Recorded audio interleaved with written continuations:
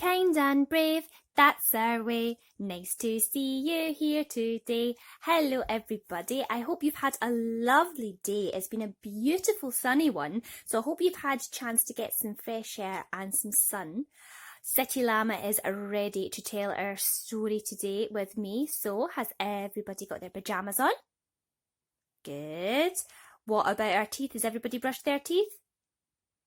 Oh, very good. Right, off we go. This one is called The Princess and the Pea, and it's a little bit of a funny one again, a little bit silly. I hope you enjoy it. Off we go. Long ago, a young prince lived in a far-off land, but he was not a very happy prince because he could not find a real princess to marry. "Oh, you're much too fussy," said the queen. "I've introduced you to the most beautiful, the most clever, the most charming princesses from here, there, and everywhere, but you're never satisfied." "I'm very grateful to you, mother," the prince replied, "but a real princess is very rare. I'm sure I'll find her one day." In his heart, he knew that somewhere, sometime, he would meet her. He would never stop searching. "I've met many girls who call themselves a princess," he said. "The whole world calls them princesses. Some are very beautiful, some are very clever, many are very charming, but my princess will be all these things and more." For a year he sailed around the world in search of his perfect bride. He visited palaces in Persia and Peru, castles in China and Spain, but he did not find the face he was looking for. When he returned to his own country, sunny summer was darkening into cold, grey winter. One night, not long after his return, there was a terrible storm. Thunder roared, lightning flashed, and the icy wind crept in through every window and door in the palace. The prince had gone to bed to keep warm, while the king and queen sat downstairs reading. The old king shivered as he pulled his chair closer to the fire.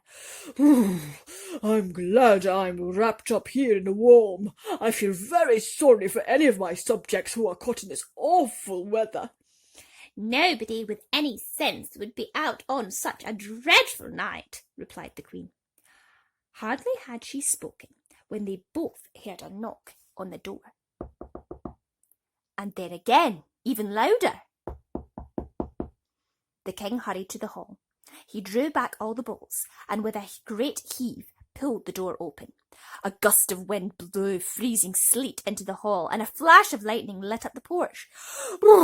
Shivered the king, and then peering into the darkness, "Well, bless my soul! Who are you, my poor girl?" There, with the storm raging all around her, stood a pretty young girl. Her dress was soaked through, and her shoes were covered in mud. Her long golden hair hung in damp ringlets round her shoulders. "I'm the princess," the stranger replied, her teeth chattering. Yes, my dear, of course you are," the king smiled.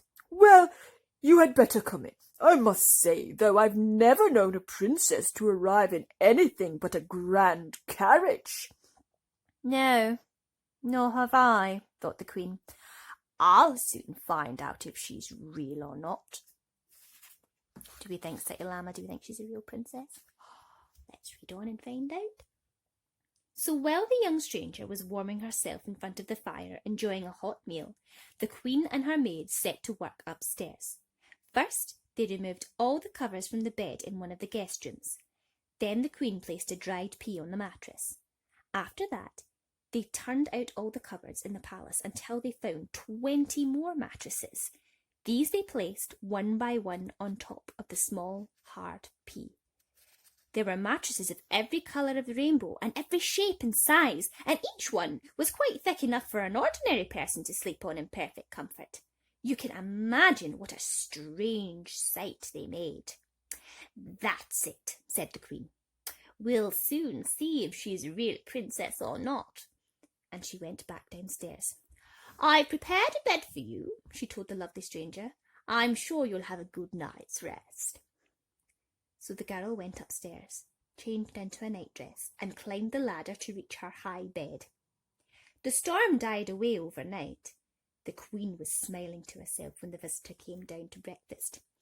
"And how did you sleep, my dear?" she asked the girl.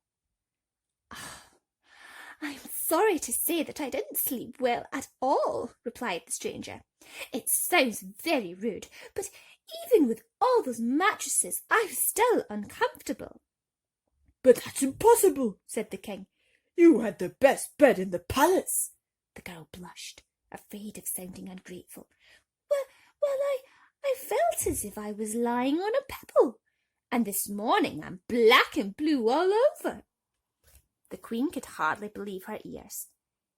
"Then you are indeed a princess," she cried. "Only a royal person could have such tender and sensitive skin. Only a real princess could feel a dried pea through 21 mattresses." That was exactly what the prince thought too. When he came into the breakfast room, he took one look at the beautiful girl and knew at once she was the one he had been dreaming of. He did not need to be introduced. He needed no dried pea, no 21 mattresses for proof. His heart told him at once that he had found his true princess.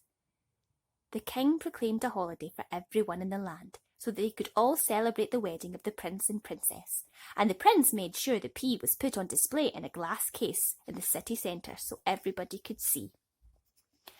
And do you know, to this day it is still there, to remind people of his one and only love, the real princess. The end.